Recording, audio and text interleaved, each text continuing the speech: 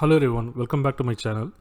In this video we are going to see how to debug iBeginner, but this time we are going to have 3 steps. Since we have 3 steps, error could be in any step. Okay, let's introduce some errors. So I think this is successfully running job. Okay, let me check whether this file is present.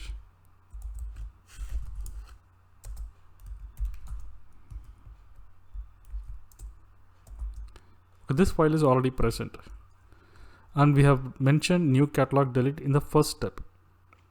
Okay, it is going to fail with JCL error.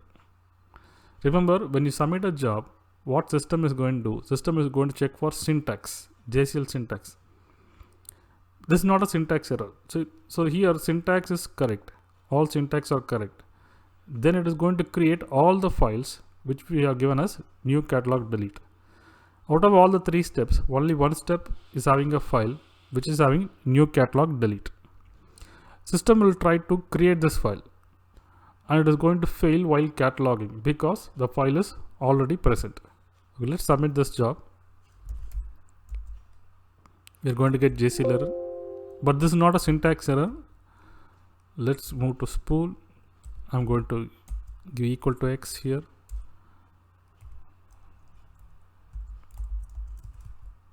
Okay, so generally in message log we'll be seeing the stepwise return code. Okay, in this mainframe it is not showing. It's just showing job failed because of JCL error. Usually you can see step 5, step 10, step 15, return code 0 or 12 or whatever, then errors. Okay, and as I told you earlier, for any JCL error you are supposed to come to system message. If there's a syntax error, you'll be seeing the statement numbers along with the error message. But this is not syntax error. Okay, this is a problem with file cataloging. Okay, either file is present and you're given us input, or file is not present and you're given us output and given a disposition as new. So it is going to fail with data facility system error. So you can see the message here. It is problem in step 05 SysUT2. Allocation failed due to data facility system error. Suppose if there are 100 steps and this file, whichever is already cataloged, is in middle of the JCL, 50th step for example, then you'll be seeing plenty of messages here. So you'll be confused what happened, why it failed. What you can do, you can give F found or F failed. Okay, this is going to give you what went wrong, which step, which file, because of which file there's a problem. Sometimes say there are 100 steps and problem is in 50th step. First 49 steps are okay. It is going to give return code 0 for the first 49 steps, and when it is going to execute 50th step, it is going to fail. So there will be plenty of messages here in system message. You'll be getting confused. During those times you have to use these keywords. Now it is very clear and evident. Okay, it is showing in the 3rd or 4th line, 5th line, this file is already present. You can't create a duplicate file. Okay, the job failed because duplicate file exists in catalog. I'm going to delete this file, TSO del.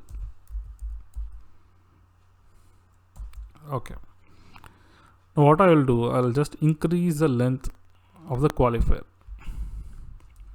Okay, as you are aware, a qualifier cannot exceed 8 characters. First character should be alphabet. So here it comes 9 characters. I'm going to submit this. So now it's going to give a different error, still a JCL error. It is violating the file naming convention. So whenever you get JCL error, you go to system message. Now we can see there are very less number of lines, only 3 lines. So what it says, excessive parameter length in DS name field. The length of the parameter or qualifier, whichever you gave in dataset name, is excessive. It is beyond 8. And where is the problem? In statement number 4. Okay, you can't locate the statement number 4 here. And even you can locate, it's not a very big deal.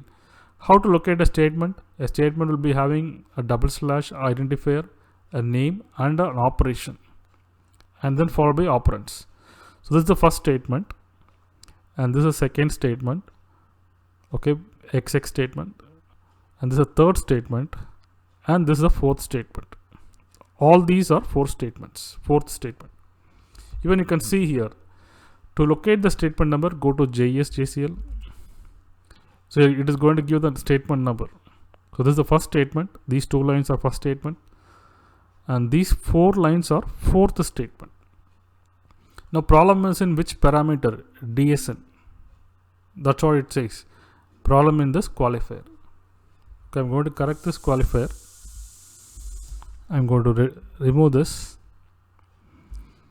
Okay, I'm going to remove this disp equal to share. So let's submit. Problem is in second step, JCL error, pressing F9, F3, question mark. Okay, now first step has run. You can see it's sprint. First step has run successfully. It failed in second step.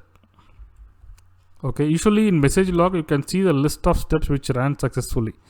Step 05, return code 0. Okay, here it is not showing, unfortunately. So first step ran successfully. The file has been copied to this file. Okay, that's why we have sysprint. You can see the sysprint also. So when you see these 3 lines, it has ended successfully for an IB gender.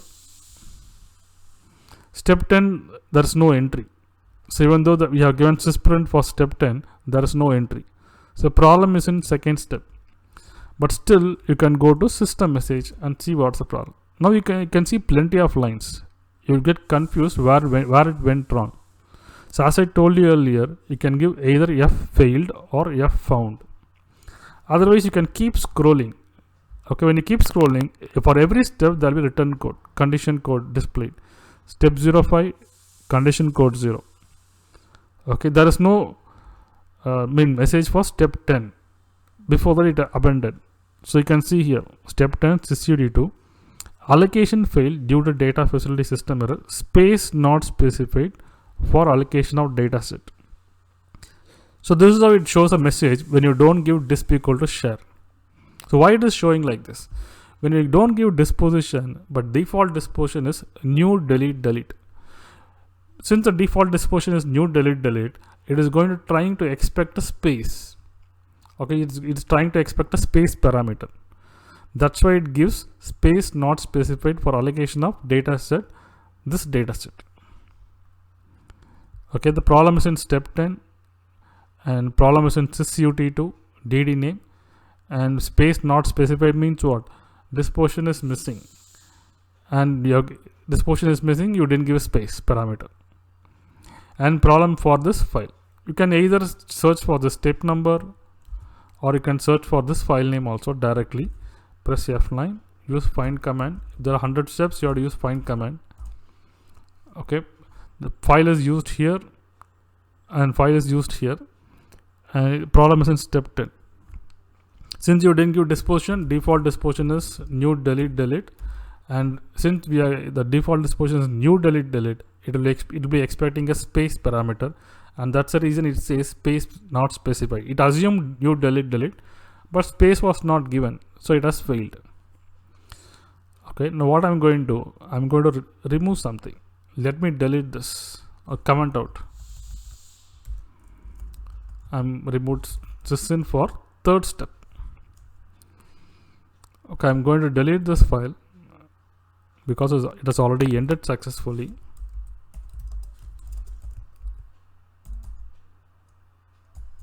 Okay, let me submit this.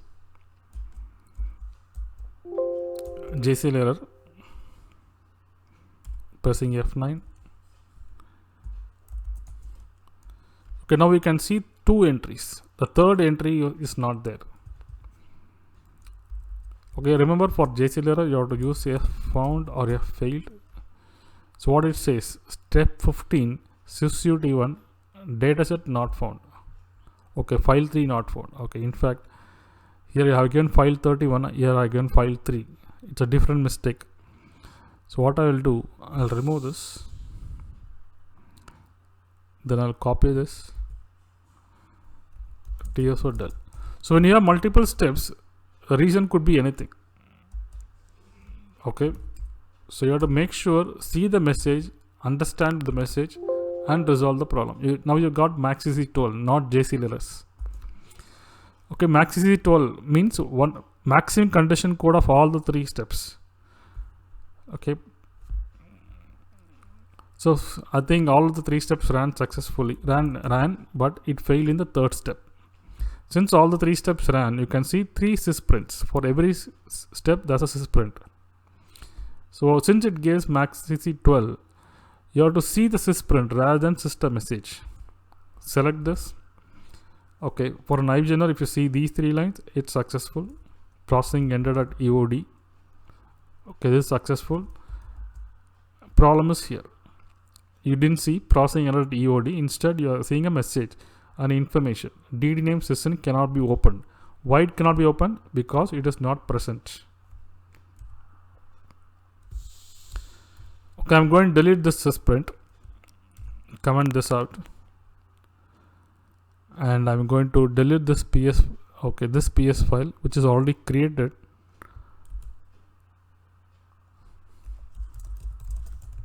You can also give condition code parameter. Okay, I'm going to submit this to avoid executing a step unless the previous step is successful or not. Okay, MaxCC12, not in this step, it failed in this step. F3. Usually you can see in message log, here it is not showing as I told you earlier. Okay, it says sysprint DD statement missing. Okay, that's a message you have got. Go to step 05, it's successful. Go to step 15, successful. Because since we didn't give condition code, it ran everything. But step 10 is missing. Problem is step 10, sysprint is missing. Okay, now I'm going to do one more thing. I'm going to delete this file. Okay, now I'm going to change the program name. So it is going to append here. It is going to append in the 3rd step.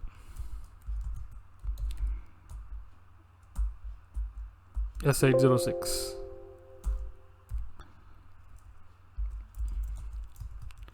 So you can see couple of sysprints for step 05 and step 10. There is no entry for step 15. Okay, if you see here, it says requested module IBGenny not found. It's not a valid program. 806 it's a system append code. 04 is reason code. This is a job name. It failed in step 15. So in step 15, we have given a program IBGenny. That program is not present anywhere in the system. Okay, we got a system completion code 806 with reason code 4.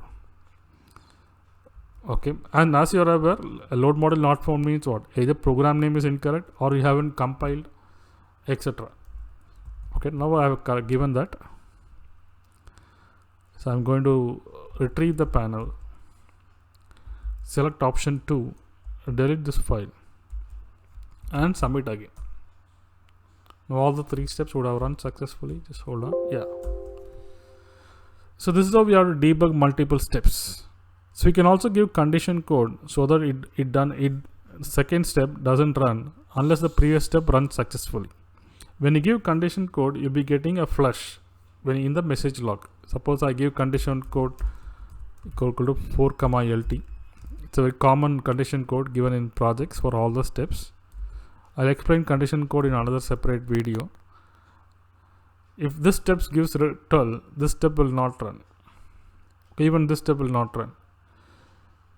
Okay, if this step doesn't run, if you go to message log, okay, here you can see a message. For every step you'll be seeing an entry and saying flush.